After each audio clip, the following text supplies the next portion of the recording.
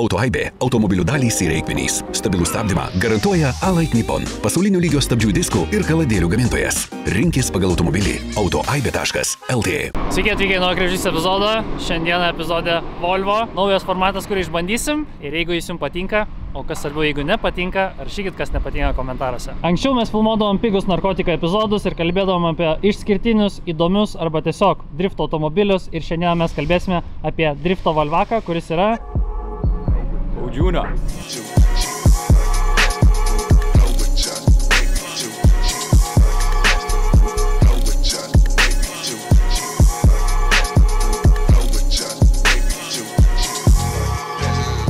Aplamai Volvo nusipirkau dėl to, nes labai norėjau galvaromas mašinas, o tėtis yra kategoriškai nusistatęs prieš bumbų automobilius, nes jam yra chuliganai. Look at us. Ir žodžiu, tada galvau, kokį galvaromą automobilį galėčiau įkalbinti. Norėjau Mersą, bet taip, tik tai žiūrėjau biškį. Ir tada galvau, tik Volvakai yra galvaromi. Ir atrodo, taip, ne? Tiesiog saugi mašina, ta prasme, ką tu čia su jie priveiksi. Look at us. Čia yra Volvo 940. Šiuo metu 2 litrai turbo benzininių motorų. Ir kiek mokėjau šitą automobilį? 2018 metais mokėjau 950 pinigų. Ir tuo metu buvo šiaip vienas brangesnių rinkoj, nes žiūrėjau dizelį už 500, bet galvoju, nes toks atrodė tiesiog tokia kaimo mašina. O šitą pirkau iš tikro senelio, jam ten buvo koks 70 metų. Jis man pridėjo belekiek dalių, pridėjo ratų, mašina buvo prižiūrėta tikrai gerai. Nemanau, kad apsidžiaugtų dabar pamatęs jos būklę, bet tada pirkau brangų, nes buvo benzas, dujos, 2.3 neturbo ir tikrai man ekonomiškai ir patikimai važiavo ilgą laiką. Šiuo metu mes testuosim valdomumą, tai Baudžiūnis man dabar principai pristatys visą Volvo experience, valdomumą. Mano tikslas yra pasižiūrėti, kaip jis valdosi su automobiliu, pasižiūrėti, gal ką galima konkrečiai pakeisti, kas jam palengvintų vairavimą ir gyvenimą, o tai automatiškai atneštų daugiau kaifo. O drifte toks ir tikslas.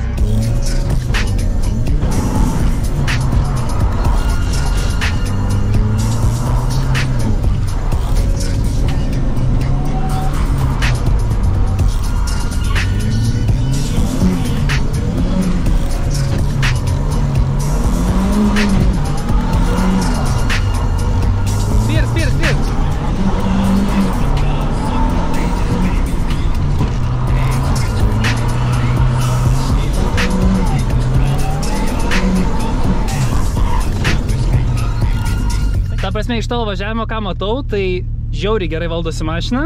Tik tai tam tikrose momentuose tu pamiršti, kad pavyzdžiui po rankinio reikia iš sankabėlės palaikyti apsukas ant štukos ir viskas būtų idealu. Nes aš važinėjau su atmosferiku 4 metus realiai. Tai tada visiškai normalu. Čia lygiai taip pat kaip ir mes čia testavome Nissaną, tai kai man davė su turbo pravažiuoti, tai lygiai ta pati problema man buvo, kur smegenys savo, kad V8 važiuoja, įspaudi, visą laiką važiuoja. O čia truputį bet šiaip viskas gerai, labai gerai valdosi mašina. Ten net pirmo bėgio nereikia mest. Šitas Volvo automobilis yra minimum išskirtinis, nors šiandieną matom priešais mane Nissaną, kaip nekeista Vilniuje, tai yra pakankamai normalu. Kem 6,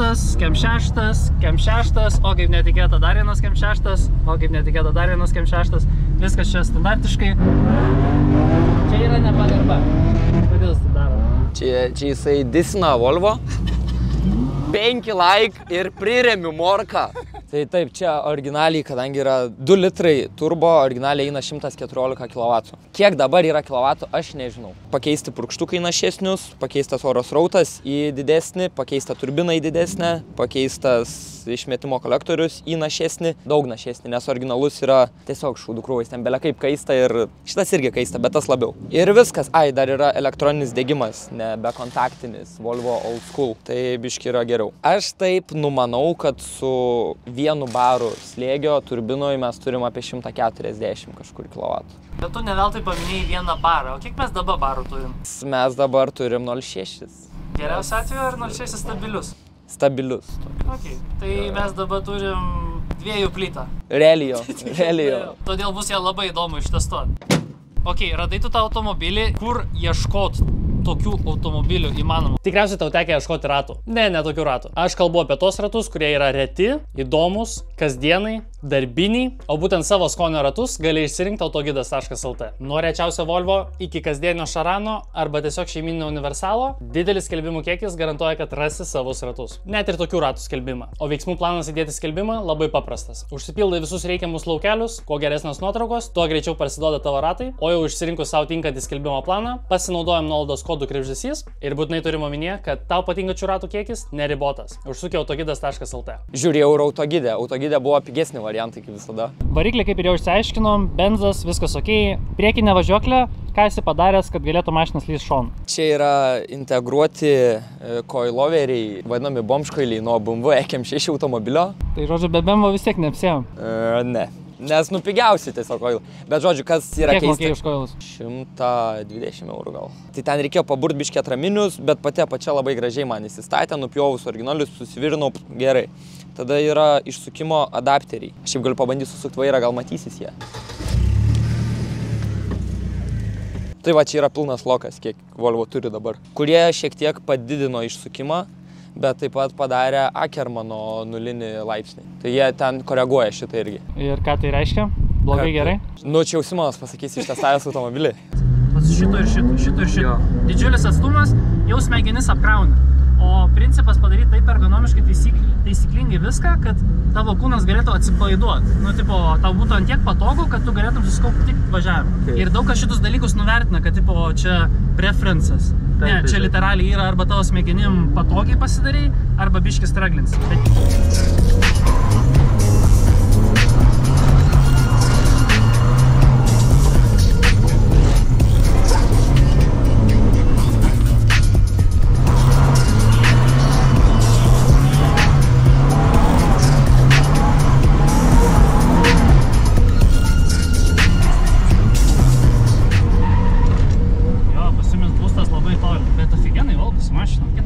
Tiesiog turėsiu omeny, kad dar toliau, kad ne kaip su dizeliu važiuoti. Taip. Nes vis tiek yra įpratis kaip su vaškiu važiuoti, bet valdomumas yra good. Nu, čia yra viskas labai gerai. Potencialo Volvo turi. Belieka išgydyti aborigenystę iš mano smegenų ir galime važiuoti street lygoj. Kiek tu manai sveria Volvo, tarp kitko? Jaučiu nelengvinta 1.8 kokius, ne? Kiek sveria kregždė? Stokinė paprastai. 1.5 man atrodo. Jūs nepatikėsit, aš žinau, bet Volvo dokumentiškai įrodyta, kad sveria 1,375 kg.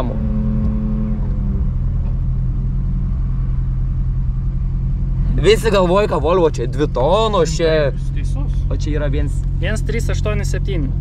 1,8, čia tankas, čia... Uiuiui. Priekį turim lengvą išsukimo pakitimą, tai tikriausiai esminis klausimas, o tai čia virintas reduktorius? Taip. Principė pilnai pasiruošę ištestuoti ją? Taip. Ką mes turime galinį važiuoklį? Tai jeigu tu minėjai, kad priekiniai važiuokliai turim BMW-nius coilus, tai spėju ir gale lygiai tą patį padarėt? Ne visai.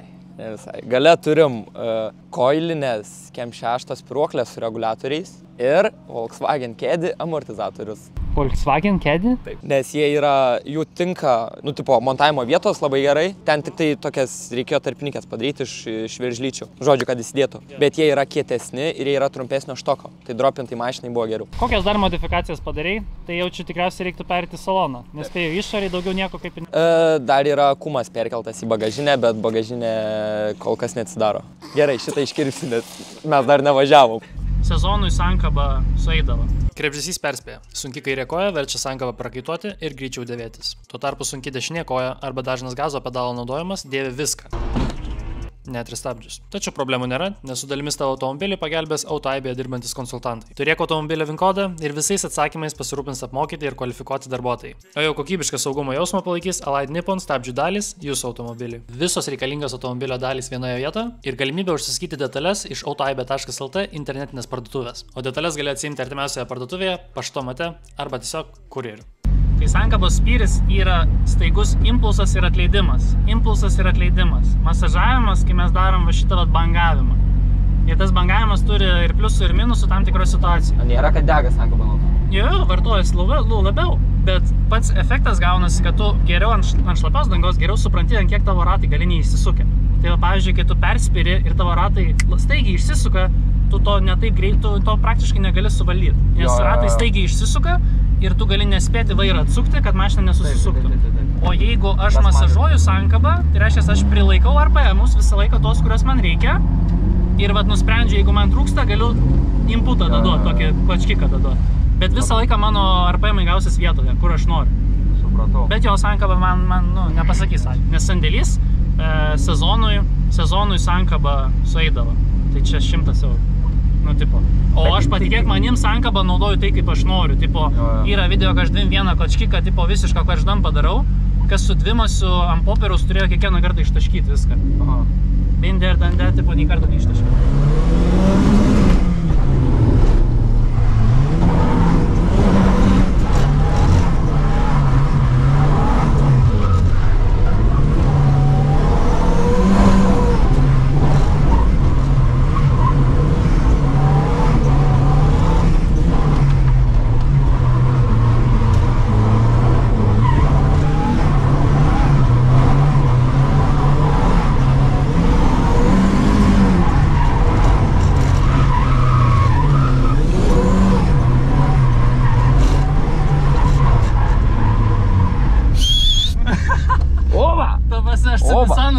Nesuvažiavau trasos. Tai čia valdosi mašina gerai, labai gerai. Tik tai sankabą reikia masažuoti, Jėzau Marija. Jo, aš taip užmečiu akį, galvoju. Aš biški, pasirodo, aš saugojau. Jo, supratai dabar, ne? Jo, pasirodo, saugojau. Bet, tipo, jeigu nėra sankabos kažkokio kvapą baisiaus, tai reikia, tai viskas, tipo, patikti. Persimetime, tarkim, atleidinėjai gazą, jaučiu, kad, reikia žiauriai būti pasiruošus prieš persimetimą, iš anksto mintyse, dar neprasidėjus persimetimui, jau tą paruošą. Tai gaunasi, jau kai yra mintis paimti rankinį, jau iš anksto turi tą daryti. Nes jau tikriausiai apsukos bus per mažai nukritusios. Nes labai nori tiesintis prieš persimetimą. Dabar kaip aš dariau, tai aš tiesiog visų rankinį naudojau. Nes šį trasą reikėtų suvažiuoti be rankinio visiškai. O čia safe, kad nesudaužyt mašinos, kad jokių niuansų nebūtų ir taip toliau. Bet mašina, labai good, tipo, labai good. Nenori sulaužyti, tipo, sauga. Dabar žinai, kai duosam paskutinę raną.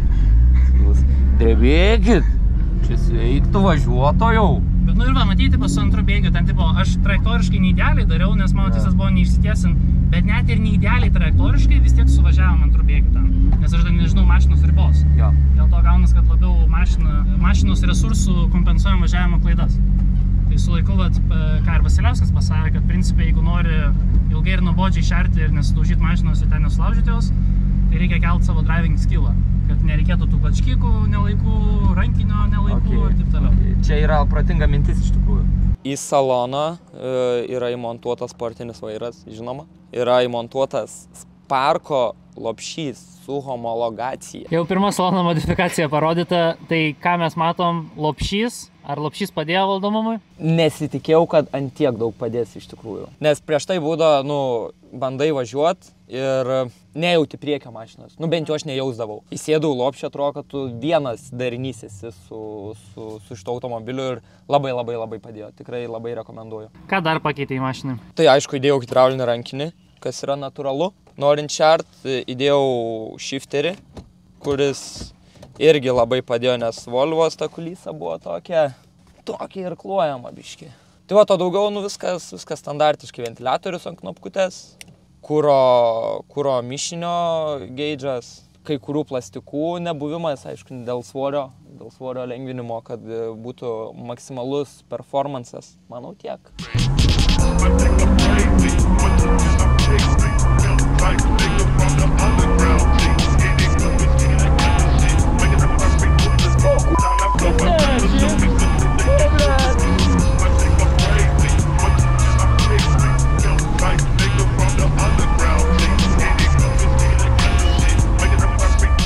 Esmė neįeiti tą ribą, kur o tai reiškia iš anksto planuot važiavimą. Tai pavyzdžiui, geriausias driveris tas, kuris iš anksto viską numano. Tai Vasiliauskas yra todėl ir kompetitingas, nes jis viskam pasiruošęs. Jo smegenys automatiškai žino, ką daryti. O tai ateina su practice makes perfect. Tipo, niekas niekada neatsisėda į mašiną ir nevažiuoja ten idealią liniją. Nebent jau turi patirtį su dviračiu, kas padeda, modsų žiauriai padeda. Jeigu motocrossą, mixą, iš tų, nes gaunas tu techniką labai jauti.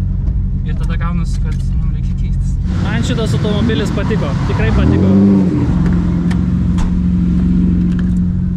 Tai Jeigu pradėjom BMW dalis į automobilį dėt, tai kaip automobilio bendras patikimumas? Pagerėjo, pablogėjo? Pablogėjo. BMW dalis tai viskas kaip ir gerai. Problema yra ta, kad nėra bolton dalykų. Turi išmastyti, padaryti, suchimyčia turi dalykų. O aš neturėjau jokios mechaniko patirties iki šito automobilio. Tai aš tiesiog mokau čart, mokau tvarkyti, viską mokau daryti su šitą mašiną. Dėl to natūraliai ir yra privelta daug klaidų. Nu, buvo, dabar jau viskas su laiku taisoma. Tai kaip ir motoras šitas neveikia, tiesiog sulūžo kronšteinas ir kitam kartui bus padaryta tobuliau. O kaip bendrai su automobilio detalių gavimu? Nes čia tikriausiai pagrindinis klausimas, kuris bus komentarų sekcijoje, tai BMW's, Volvo, lengvaras detalės, brangios detalės? BMW'sui, manau, yra lengviau rasti, vien dėl skaičio mašinų. Nu, reikia paieškoti, bet šiaip Volvo bendruomenė yra nuostabi, galiu pavadinti net nuostabi. Labai šaunų žmonės tikrai, pasidalina detalėm tikrai. Tipo motoras daro šūdus, bet dabar žinau, kad liesino. Žinau, kad liesina, kaip tą išspręsti, aš nežinau, tokia situacija gal. Kiek matau, langai veikia, ar muzika veikia? Muzika kol kas neveikia, nes čia turėtų būti magelis, bet magelį perėmė ir fuel ratio. Bet čia yra knopkutė, pavyzdžiui.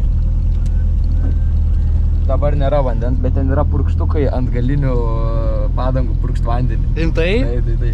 Tik toko hekas šitą. Čia iš tikrųjų vienas iš dalykų, ką ir mes naudojam, nes tai ataušina padangas ir ypač jeigu treniruotėse esi, tikrai padeda. Ta prasme, mes kalbam apie 40%, kokį ilgiau padangą tarnauja. Nu, nekalbam apie sukibimą ir taip toliau, bet tikrai padeda. Aišku, dabar nereikės, nu ir vandens neturi. Kai atsipalaidavęs važiuoji su ta intencija, kad tipo chill V8, tai va toks vaibas ir būna. Agresyvus, tai na, visą laiką. Davai, pabandom. Jo, tai pirmą, antrą išsukis, rankinis, tanklašis, nu, dampinė. Ir tada būna viskas labai fain. Atsuk. Gazas. Rankinukas. Gazas.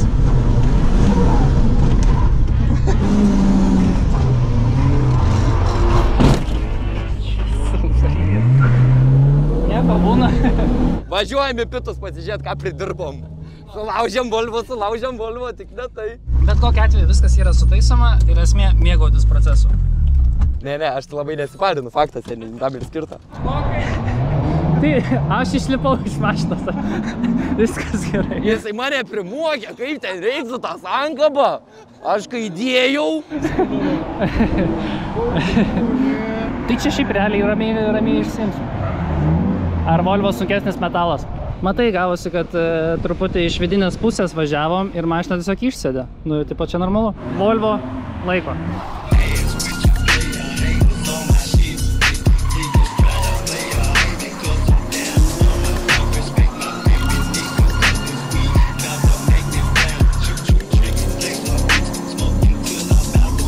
Žodžiu, pasistatymė esmė yra iš anksto atsut vairą, nes jeigu pavėluoji tam tikrus dalykus padaryti, tai mašina įkrenta į tą kampą, atleidi viską ir laukia, kol kažkas bus. O ant šlapio esminis dalykas yra tie impulsai, kad staigiai nieko nedaryk. Tai pavyzdžiui, jeigu dabar šlapia danga, tai jau dabar iš anksto žinai, kad mašina norės visur užsikampti. Mes visiškai pirmą kartą čia, tai gal tu pirmas važiuok. Dėl jūsų saugumo. Ačiū.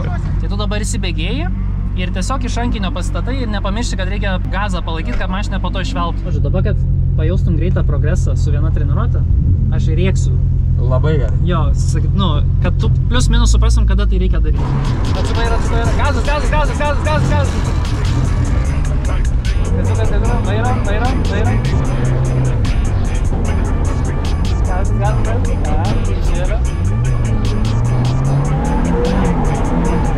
Žinai, dabar čia tiek daug informacijos sukrito vienu metu ir aš tą toksai.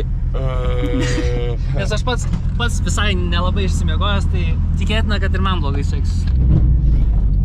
Atgal, šis nebūtų. Ten blokas buvo, ir aš ką tik įpisau į bloką, tiesiog lygioj vietoj. Einu pasižiūrėsiu greit.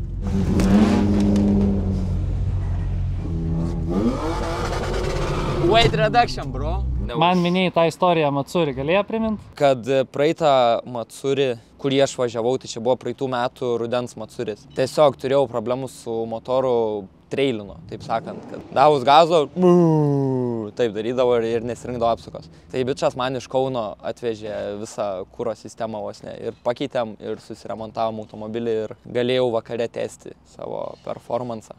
Važiavimų nepavadinčiau, ten buvo performansas. Bardik.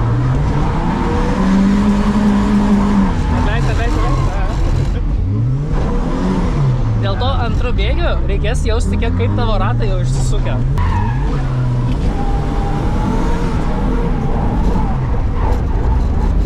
Aišku, matai, tau labai daug dabar informacijos pasakysiu, tai faktas, kad ją sunku bus panaudoti. Įsivaizduok taip, kad pats principas valdomumo yra iš gazo. Vairas yra tik įrankis, kuris padeda tau nukreipti automobilį. Taip. Tai praktiškai vairo net nereikia naudoti. Visą trasą galėtum suvažiuoti iš sankabos ir iš gazo. Ir va tokiu principu visą laiką važiuoji. Nes dabar į antrą posūkį vėl įėjom, atleidai ir tada buvo tas lengvas karšdampas. Bet, nu, ten reikia normaliai, tipo, ten hūriškai. Nu davai, už tėvynę šitą suleidžiam.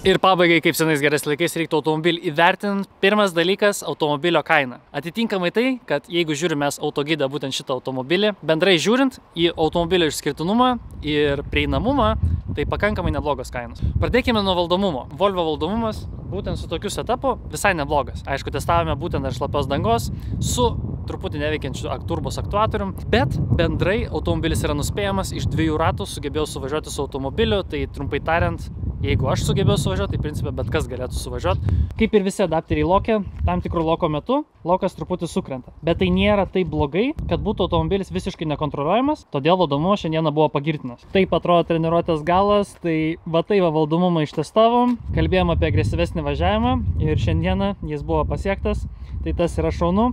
Bagažinė neatsidaro. Gal ir grįžimui namo tikiuosi truputį nestrukdys, bet drifte tai yra normalu. Aišku, reikia turėti omeny, kad gale yra tiltas. Tai yra važiuoklė, kuri, principė, kuri neidealiai tinka driftui, bet, vėlgi. Šiandieną mūsų tikslas tiesiog įvertinti šitą automobilį, todėl, gale tiltas, bet lygiai taip pat kaip ir kompaktas, drifte gali važiuoti. Bendrai, automobilį reiktų įvertinti kaip stiliaus mašiną, nes tai yra išskirtinis automobilis, nieko tokio panašaus nepamatysit kaip Volvo. Ir rašykit komentaruose, kokį dar norėtumėt automobilį pamatyti, o dar geriau taginkit savininką, kuris duotų tą automobilį protestuoti. Šiandien toks gavosi Volvo testas, daug chaoso, lengvi blokai, bet jau prieinu prie išvados, kad su manim be betoninių blokų, realiai nelabai ir įmanoma. Dedam verdiktą, kad galima jį bandyti drifte ir galima suvažiuoti drifte, jeigu turi pakankamai noro.